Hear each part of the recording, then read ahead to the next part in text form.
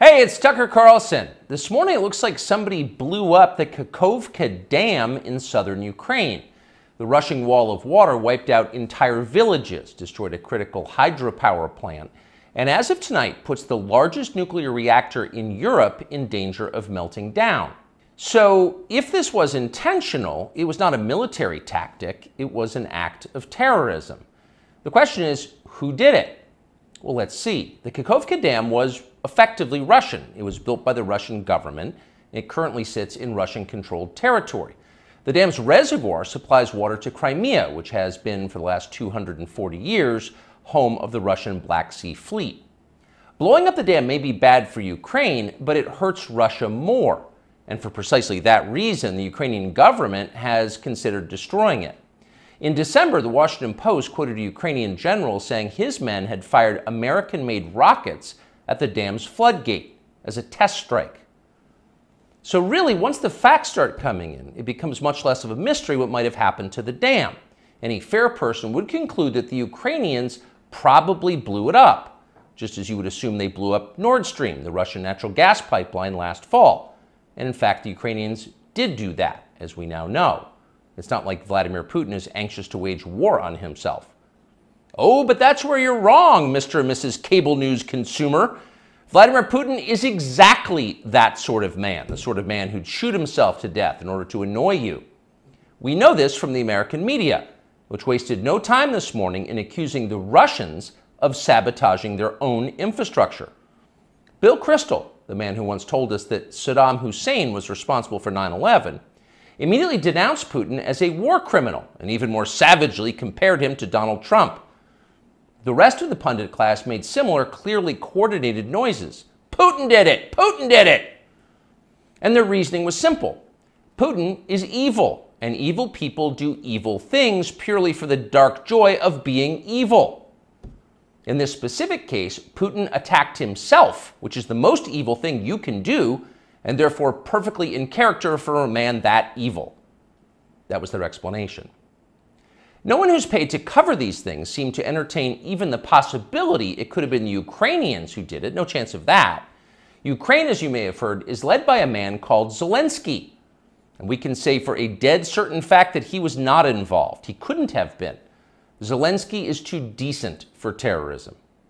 Now, you see him on television, and it's true you might form a different impression. Sweaty and rat-like, a comedian turned oligarch, a persecutor of Christians, a friend of BlackRock. But don't believe your own eyes. Actually, Mr. Zelensky is a very good man. The best, really. As George W. Bush once noted, he is our generation's Winston Churchill. Of all the people in the world, our shifty, dead-eyed Ukrainian friend in the tracksuit is uniquely incapable of blowing up a dam. He's literally a living saint, a man in whom there is no sin. That's why Lindsey Graham is so attracted to him. They're just two good people, hanging out together and being good. And like all good people, when they meet in person, they spend a lot of time talking about killing people and laughing like friends do. Here's the pair last week. Free or die. Free or die. Now you are free. Yes. And we will be. And the Russians are dying. It's the best money we've ever spent. Thank you so much. No, it's... The Russians are dying. It's the best money we've ever spent, Graham says. A smile spreads across his thin, quivering lips as he forms the words. He looks like a starving man contemplating a breakfast buffet. The aroma of death has aroused Lindsey Graham. Thanks so much, replies Zelensky. He feels the same way. See, there's nothing dark here. Just two middle-aged guys celebrating the killing of a population. They don't seem like the kind of people who'd enjoy flooding villages or starting a famine. And in any case, who cares if they are? It's really not your business. Your job is to support Ukraine. Watch Nikki Haley, a Republican candidate for president, explain this principle on CNN. A win for Ukraine is a win for all of us. And for them to sit there and say that this is a territorial dispute, that's just not the case. To say that we should stay neutral, it is in the best interest of America. It's in the best interest of our national security for Ukraine to win. We have to see this through. We have to finish it. See? It's very easy to understand. It is vitally important for you to support Ukraine because it's necessary for Ukraine to be supported by you. Your support is mandatory until it's finished, whatever it is, and whatever that means. So shut up and support Ukraine, or else you're in trouble. Back when they still taught logic, statements like this were known as tautologies. Something is true because it is. The more you repeat it, the truer it becomes. It's a self-reinforcing reality. There was a time when tautologies were considered illegitimate arguments, not to mention hilariously stupid. Only dumb people talk like that. Now everybody in power talks like that. Diversity is our strength. Trans women are women. Zelensky is Churchill. It's all self-evidently true. Doesn't need an explanation, and don't ask questions. Sound familiar? Of course it does. That's the pap they're serving us day after day in steaming, lumpy portions. By this point, it's possible that American citizens are the least informed people in the world. Your average yak herder in Tajikistan knows who blew up the Nord Stream pipeline. It's obvious. Does he think some skinny dude in a dress is actually a girl? Come on. That idea would never occur to him. You've got to be lied to at full volume over a period of years in order to reach conclusions like that. And of course, we have been. The media lie. They do. But mostly they just ignore the stories that matter. What's happened to the hundreds of billions of US dollars we've sent to Ukraine? No clue. Who organized those BLM riots 3 years ago? No one's gotten to the bottom of that. What exactly happened on 9/11? Well, it's still classified. How did Jeffrey Epstein make all that money? How did he die? How about JFK? And so endlessly on. Not only are the media not interested in any of this, they are actively hostile to anybody who is. In journalism, curiosity is the gravest crime.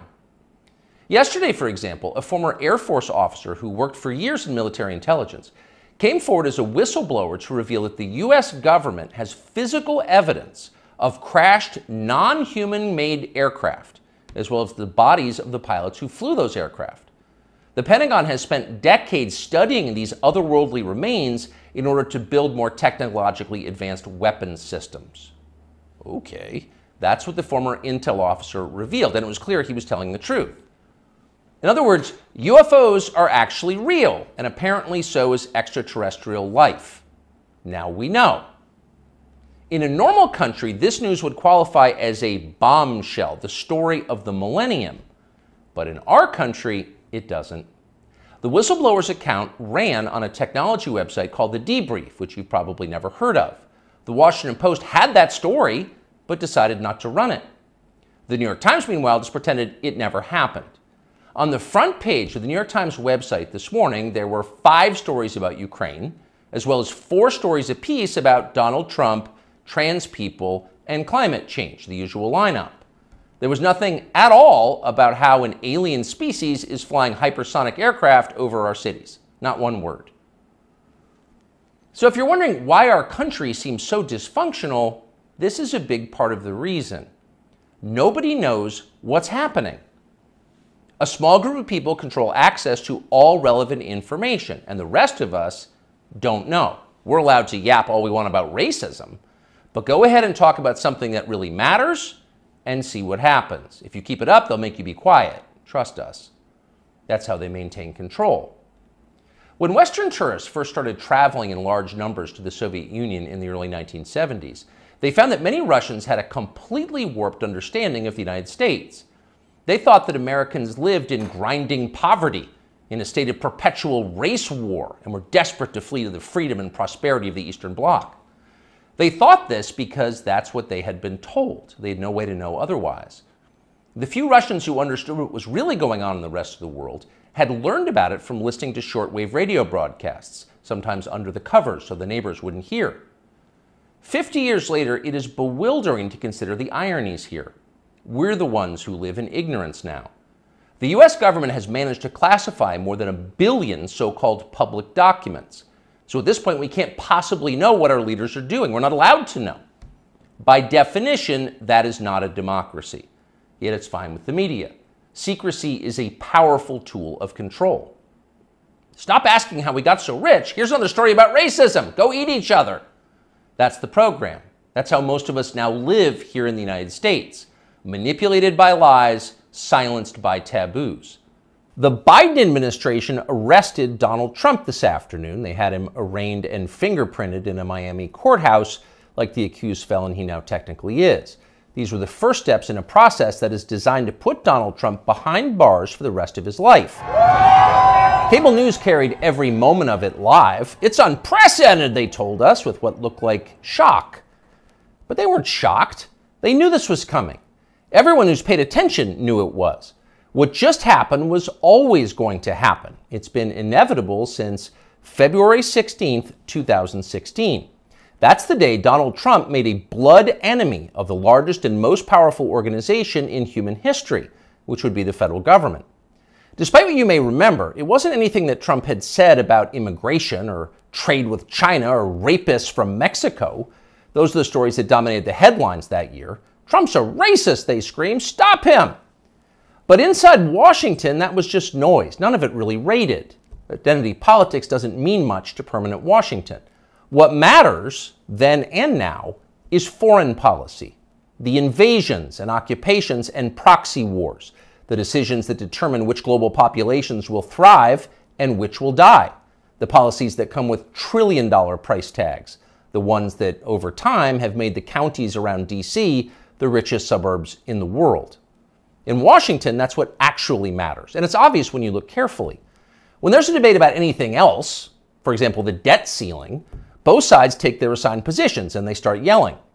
But when Congress decides to start a war, no matter how foolish or counterproductive or obviously disconnected from America's core interests that war may be, when that happens, the leaders of both parties automatically jump behind it like circus clowns.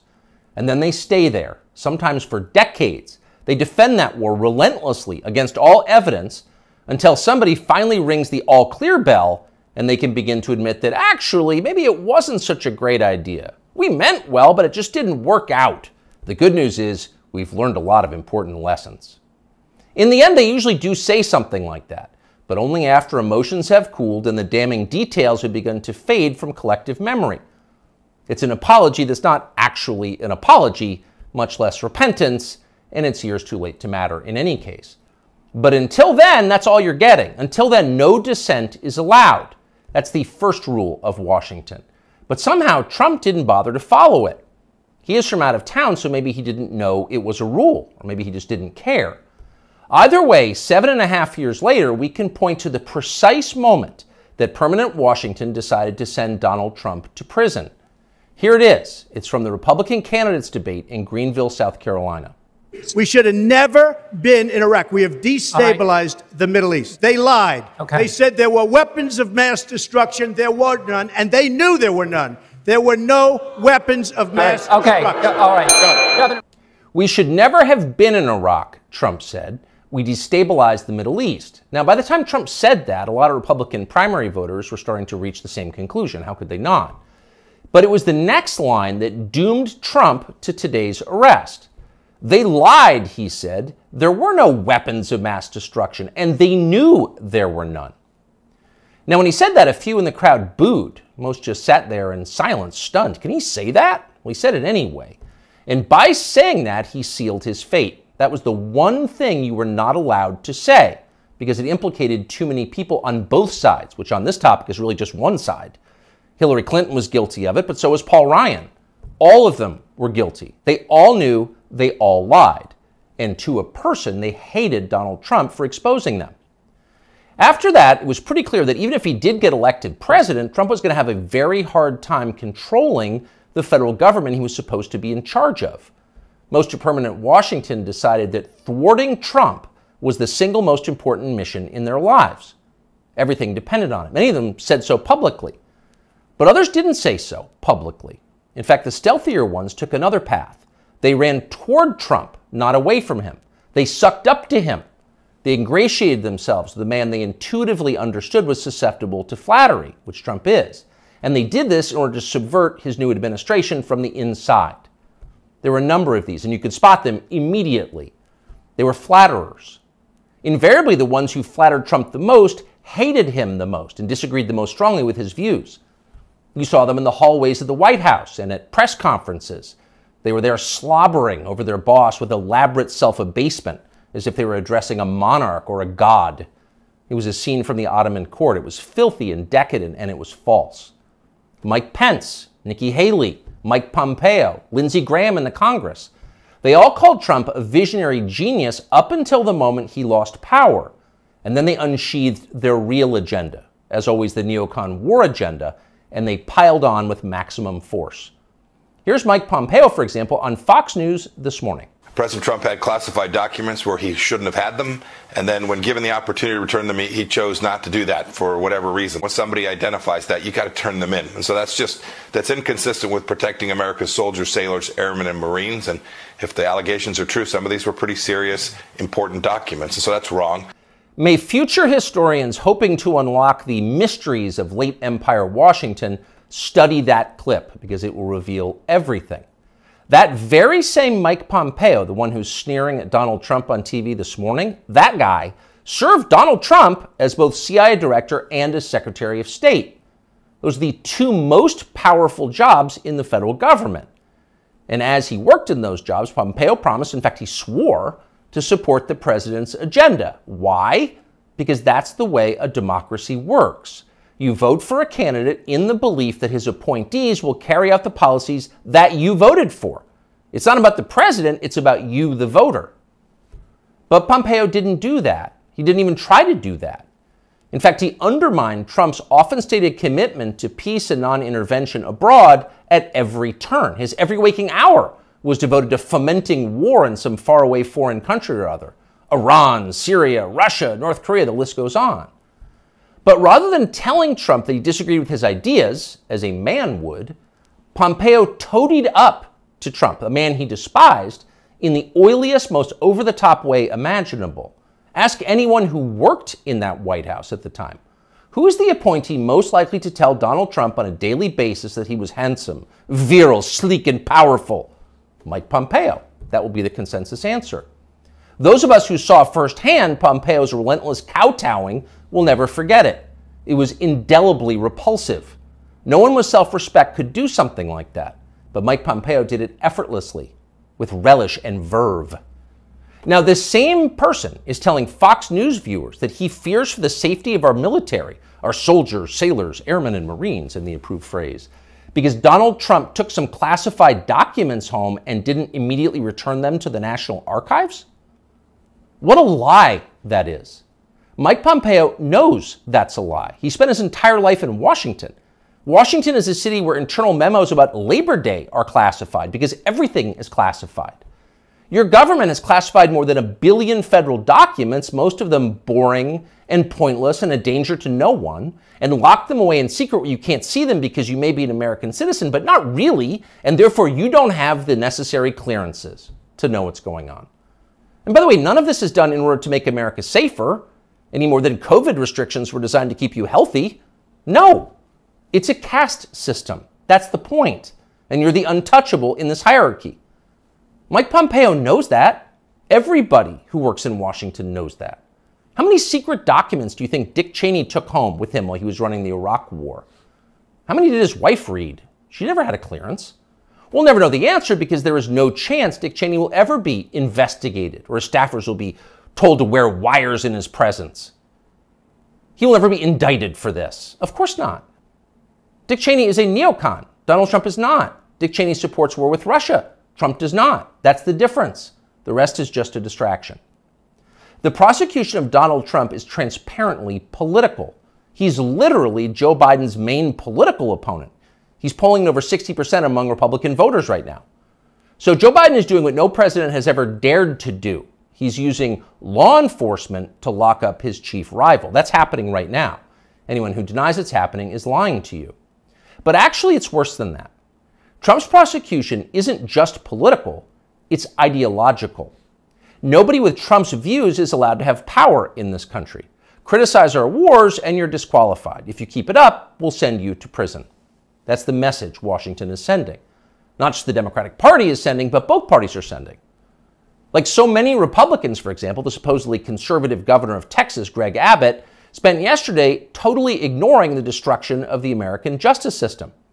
Instead, he signed a highly important bill called the Crown Act, which, according to the celebratory tweet Abbott sent commemorating it, will, quote, prohibit discrimination based on textures and hairstyles historically associated with race.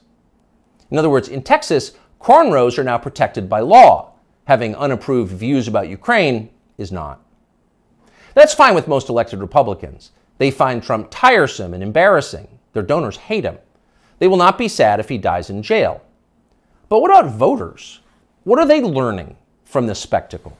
Well, mostly they're learning that they have no power at all because nobody cares about them. But they already knew that. Unlike so many of our elected leaders, they have been to America recently. They know what it looks like. Have you seen it? If you've got a few days this summer, find out. Take a road trip and see for yourself. Drive 500 miles in any direction and then come home. How are things looking? Well, they should look great. The federal government spent $6.5 trillion last year. That's more than any government has ever spent, ever. So at the very least, you would expect pristine public roads. Oh no, that's not what you see when you drive around this country. There are potholes and Jersey barriers everywhere. Looks like Tegucigalpa before the Chinese decided to rebuild the infrastructure of Honduras. We don't have China buying our roads. So they're falling apart. You'd think the people you would pass on your road trip would look happy and prosperous. Again, this is a very rich country. But a lot of them don't. Quite a few appear to be strung out on drugs. You see them shuffling by shuttered storefronts in small towns. And you wonder, as you see all of this, where did all the money go? It's certainly not here. Well, it's in Washington. It's in Fairfax and Loudoun counties, and in leafy, perfectly manicured Northwest D.C. And of course, a huge chunk of it went to Ukraine, to Zelensky and his friends.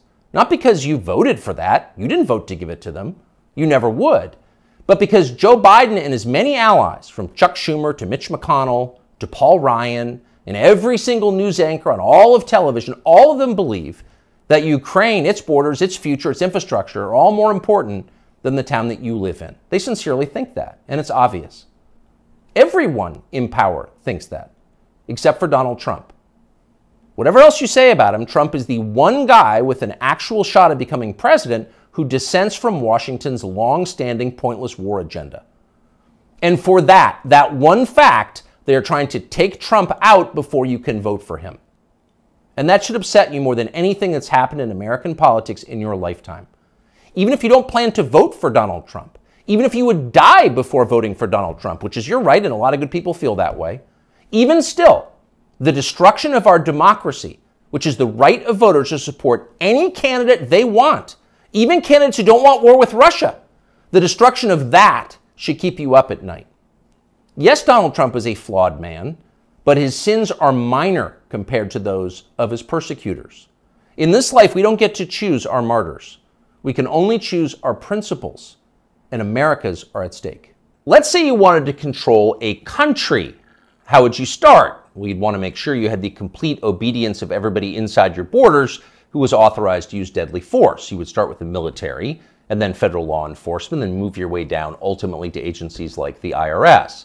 Controlling the guns would be a top priority for you if you ever wanted to go dictatorial, if you wanted to be baby doc. But let's say you had deeper ambitions. Let's say you wanted the power not simply to control people's behavior, but to control how they think, not just their bodies, but their minds, as a god would. In that case, you need to take charge of the society's taboos. A taboo is something that by popular consensus is not allowed. A taboo may not be illegal, but it doesn't need to be. Over time, social prohibitions are more powerful and more enduring than laws. Societies are defined by what they will not permit, as are famously religions. Muslims don't eat pork, neither do Orthodox Jews. Traditional Christians oppose extramarital sex. The Amish avoid electricity, and so on. American society isn't overtly religious, but it's governed by taboos, and it always has been. What's interesting is how fast our taboos are changing. This is not happening organically. What we're allowed to dislike is being dictated to us from above, sometimes by force. Until fairly recently, for example, it was taboo in this country to attack people on the basis of their race. That was the main lesson of the Second World War, we were told, again and again. The one thing we learned from the Nazis is that it's dangerous to reduce human beings to their genetic code. There is no master race. That made sense, but apparently we no longer believe it. Punishing people based on their skin color is not only permitted in modern America, it is mandatory throughout business and government and higher education, as long as the victims are white. At one time, that would have been unimaginable. So would the current behavior of our politicians. As recently as the 1992 presidential campaign, adultery was considered disqualifying for anyone seeking higher office. Bill Clinton was very nearly derailed in the New Hampshire primary by his affair with Jennifer Flowers. Clinton went to elaborate lengths to lie about the relationship because he had no choice. But he was the last presidential candidate who had to meet this standard. By 2008, it was obvious to anybody who was paying attention that Barack Obama had a strange and highly creepy personal life. Yet nobody ever asked him about it. By that point, a leader's behavior within his own marriage, the core relationship of his life, had been declared irrelevant. It was Barack Obama's business, not yours. One by one, with increasing speed, our old taboos have been struck down. Those that remain have lost their moral force. Stealing, flaunting your wealth, striking women, smoking marijuana on the street, shameless public hypocrisy, taking other people's money for not working. All of these things used to be considered unacceptable in America, not anymore. So it probably shouldn't surprise us that the greatest taboo of all is teetering on the edge of acceptability: child molestation.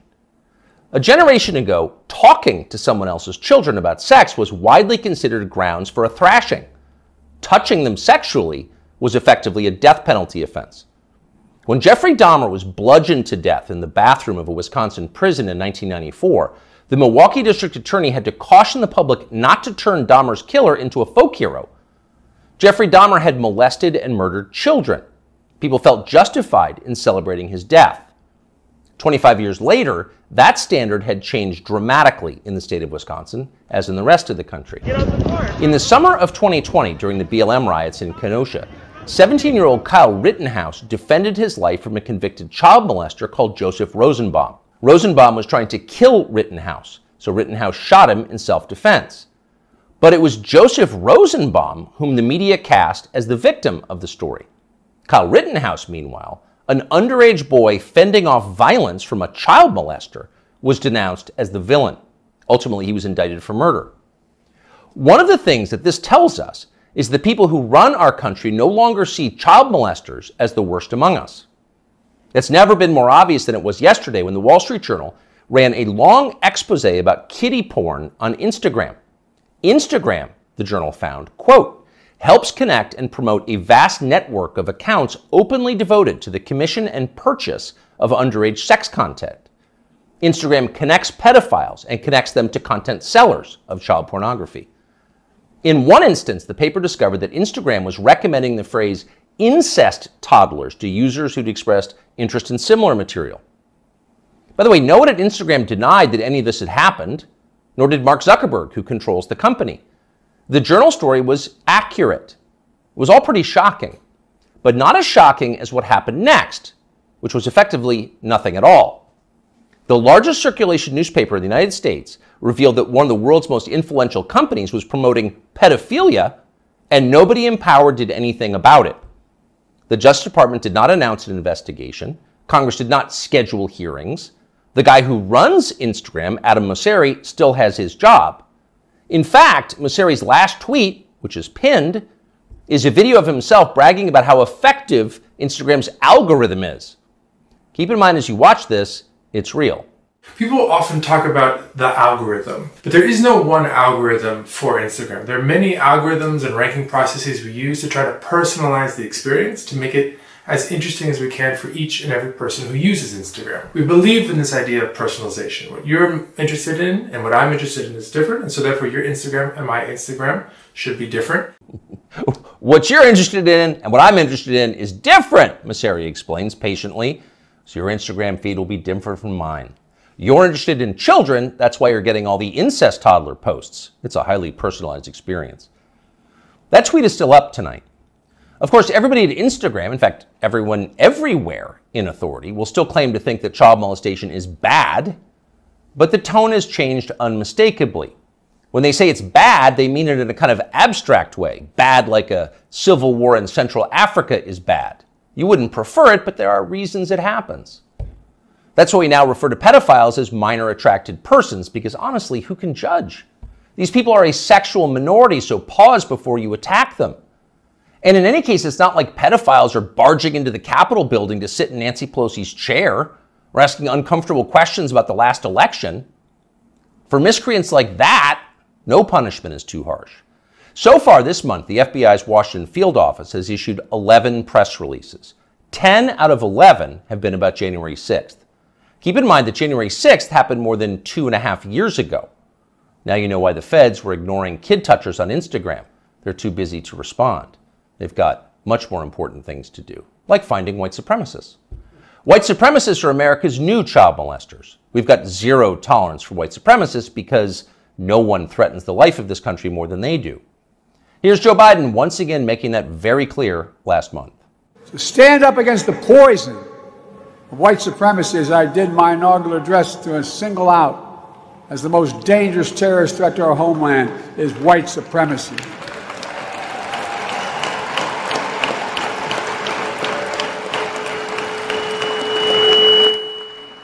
And I'm not saying this because I'm at a black HBCU. I say it wherever I go. Pardon the feedback, but you heard the point. White supremacy is the most dangerous threat to the American homeland. Joe Biden just told us that. It's more dangerous than the threat of nuclear war with Russia.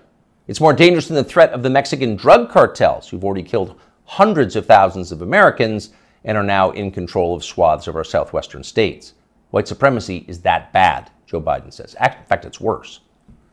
But what is it? That's the question. Can anyone in authority actually define white supremacy? What is it? Is white supremacy liking white people too much? If so, that's going to put those of us with white children in a pretty tough spot. Or is white supremacy something much more obviously bad, like trying to expel all non-whites from America and creating some kind of ethno-state? If that's Joe Biden's definition, what exactly is the scope of this threat? How many people are currently working on this American white ethno-state project? And what are the chances they're going to pull it off? Our guess is not very many and precisely zero. But we can't say for sure because no one has showed us the numbers. These are not rhetorical questions. When the President of the United States describes something as the worst possible crime Americans can commit, you have a right to know what that crime is. You used to have that right. Under our pre-revolutionary legal code before George Floyd, questions like these were easy to answer. A crime was defined as something that an elected legislature had explicitly banned, usually an act that hurt somebody else. In America, crimes were described precisely, with words in English and then preserved in books, which you could read yourself. If you ever wondered whether you were committing a crime, you could just look it up. You could know for sure whether you were a criminal. Now you can't. And needless to say, that's the point. The point of the exercise is to keep you off balance, to keep you afraid. When no one's willing to define the offense, you can't be sure whether or not you're committing it. You could be accused at any time and everything you have taken from you. You live in fear. Remember this guy? Emmanuel Cafferty was driving near a Black Lives Matter protest in Poway in his SDG&E truck when he says he noticed somebody following him and trying to get his attention. Later, that person posted a picture of him making what some believed is a white supremacy symbol on Twitter. Cafferty says he had no idea about any white power symbols and was just cracking his knuckles outside his window when the picture was taken of him. Later that day, he says he was notified by SDG&E that he would be suspended pending an investigation, and a few days later, he was fired. What that man did was so offensive, as you just saw, that local news had to blur the photograph of his hand. He was fired from his job. His life was destroyed for cracking his knuckles. He didn't know cracking his knuckles was racist, in his defense, but then nobody did until the day that poor Emmanuel Cafferty was unwise enough to crack them. When a crime has no definition, anyone can be guilty of it. It's hard to relax in a country like that. The old system was better.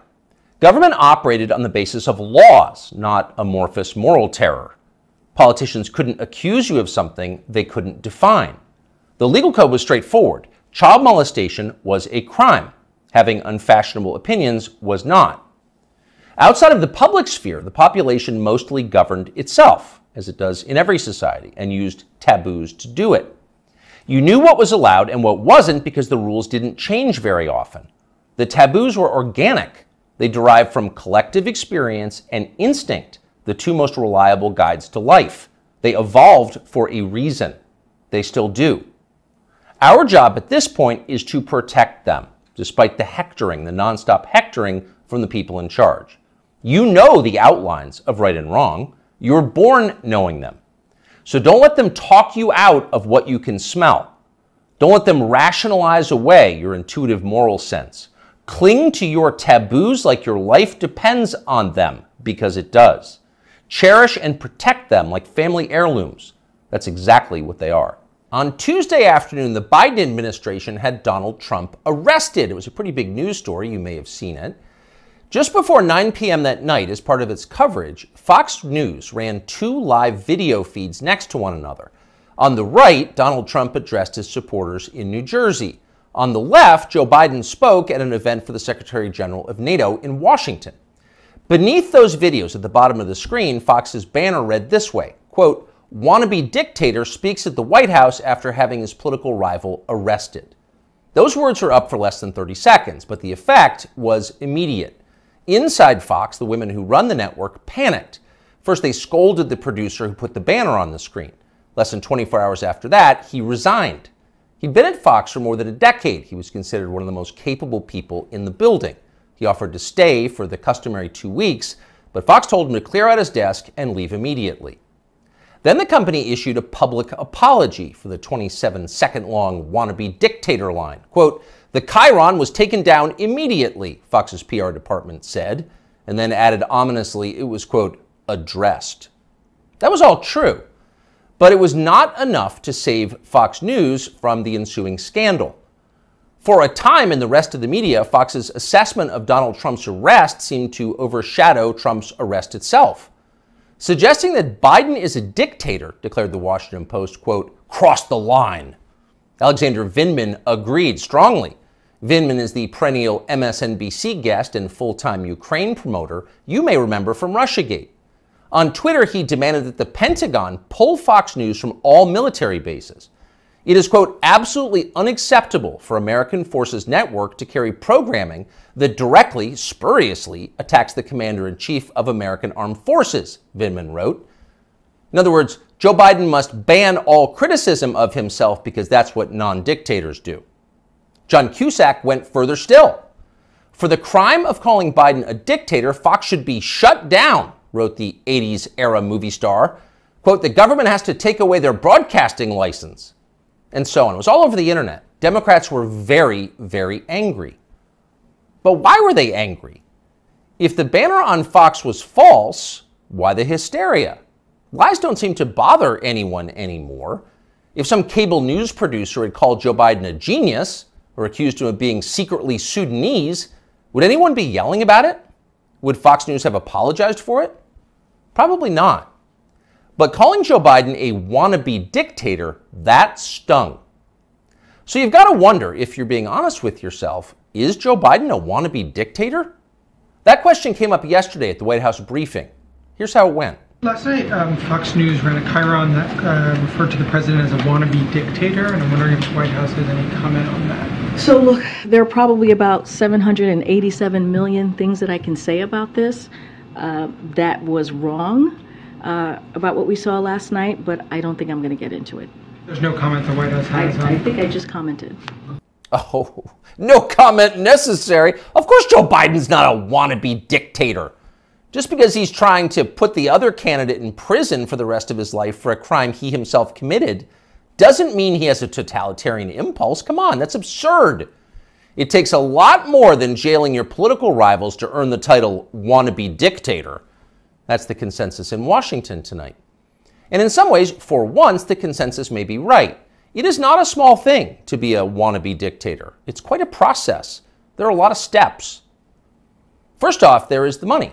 The one thing that all dictators have in common is they enrich themselves and their families, their tribe, even as the countries they govern grow steadily poorer and more desperate. They take kickbacks from businesses and from other dictators. They use the official functions of their government to funnel cash to themselves. They don't bother to hide the fruits of this. They live in garish mansions with big lawns, far from the teeming cities, even as their own citizens languish in growing poverty, in some cases literally living in tents on the street. So they don't really hide it, it's all pretty blatant, and ordinary people resent it. Of course they do, and wannabe dictators know they resent it, but they don't care. There's nothing the population can do about it in a dictatorship. It's no longer possible to fight injustice in a system like that. People can't gather in large numbers to protest the rule of the dictator. If they try that, they'll be arrested by his state security services, even years after the fact. A visit from men in body armor at the breakfast table. That happens. And if citizens persist in believing they can gather in groups to protest, they may be shot to death, a bullet to the throat. And then, just to make the humiliation complete, to make the lesson gin clear to everyone else watching, their relatives can be arrested for daring to complain that their children were killed for complaining. That actually happens in some places. Ask Ashley Babbitt's mother. Here she is in handcuffs. You're arresting Ashley Babbitt's father. You murdered her inside the Capitol, now you're going to arrest her? Come out of there. 101, have a transport response.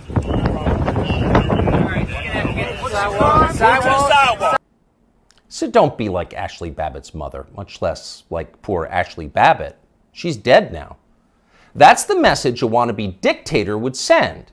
And by the way, it's not just public protest that would be banned in a dictatorship. You wouldn't be allowed to complain from your own home.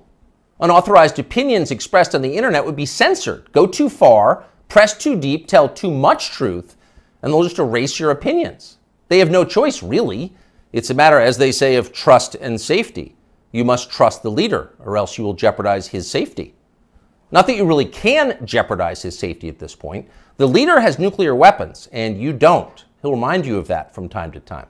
And in any case, you're in the process of being disarmed anyway, along with everyone else who has shown questionable loyalty to the leader. Those who support the regime can keep their weapons and use them freely, including on public transportation. That's a core civil right for them. But for those who dissent from the program, self-defense is an unaffordable privilege. Turn in your guns, Mr. and Mrs. Peaceful Opposition. You're a danger to society, and we know who you are. And in fact, the wannabe dictator does know who they are because he knows everything. Technology has made him all-seeing. A report in Wired magazine just this week revealed that the highly non-dictatorial Biden administration is busy tracking the phones of millions of Americans without their knowledge and without bothering to get a warrant. And at the same time, the same non-dictatorial administration is stockpiling a massive trove of damaging information about these same Americans, to be used at some point, we are sure, for entirely noble purposes. So the administration now knows everything: where you spend your days, who you talk to, what you think, your porn habits. Not a big deal. The administration already knows what you buy, of course, because they've leaned on the big banks to turn over your confidential credit card information. Not because anyone here is a wannabe dictator, to be clear, but just because. It's nice to have that information, just in case, in the words of the Fox News PR department, a situation arises that needs to be, quote, addressed. It's all totally normal. It's not a dictatorship, okay? But in the end, the main reason you know Joe Biden is not a wannabe dictator is because he just does not fit the profile as a man. Dictators have that look. You know one when you see one. Dictators build cults of personality around themselves, and they use those cults to deny the glaringly obvious. In his later years, to name just one example, North Korean dictator Kim Il-sung developed an enormous baseball-sized tumor on the back of his neck. It was huge. It was grotesque. It was right there. You couldn't ignore it. You couldn't possibly not see it.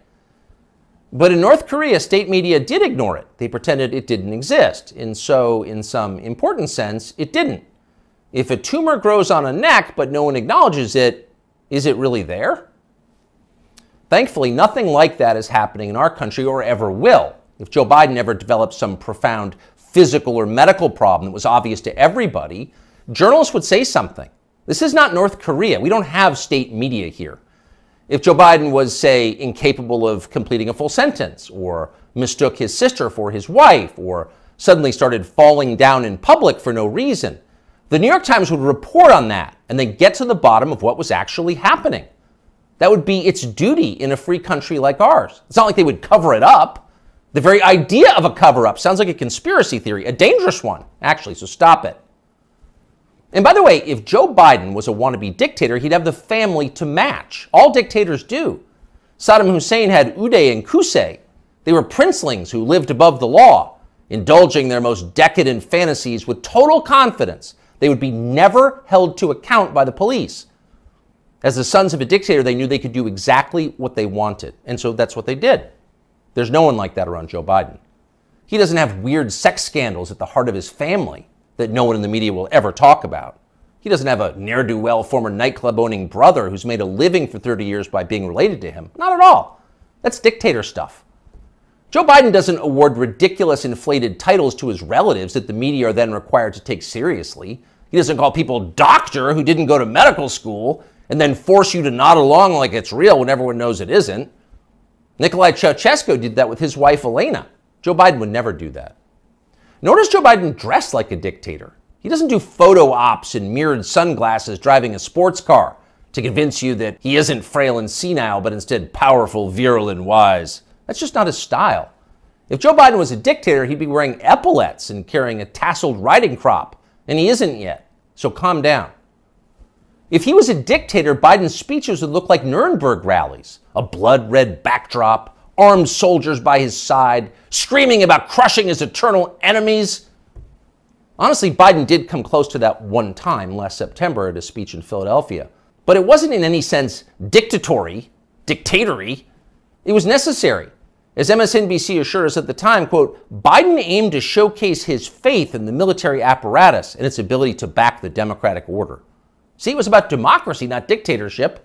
No cause for alarm. He is not a dictator. A dictator would stockpile ammunition for his own bureaucrats, including his tax collectors. He'd redefine the legal code to make disloyalty to the regime the most serious crime. He'd claim dominion over the most intimate parts of his citizens' lives. He'd define what attitudes they were allowed to have about sex and religion and how to raise their families. He would even, in his final grandiose stage of dictatorship, claim ownership of their children. And Joe Biden wouldn't do that. And to prove he would never do that, Biden just this week released this video. These are our kids. These are our neighbors.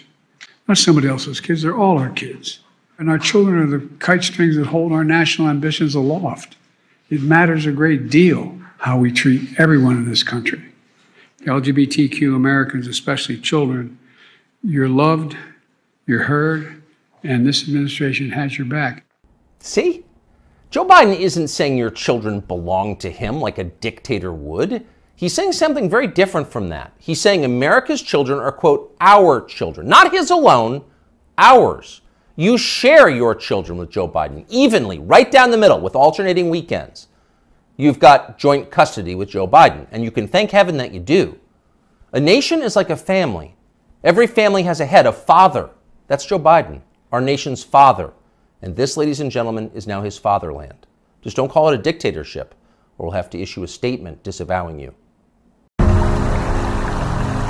Younger people say the news is full of lies. In Kennedy's motorcade. 239 people. The death of Jeffrey Epstein.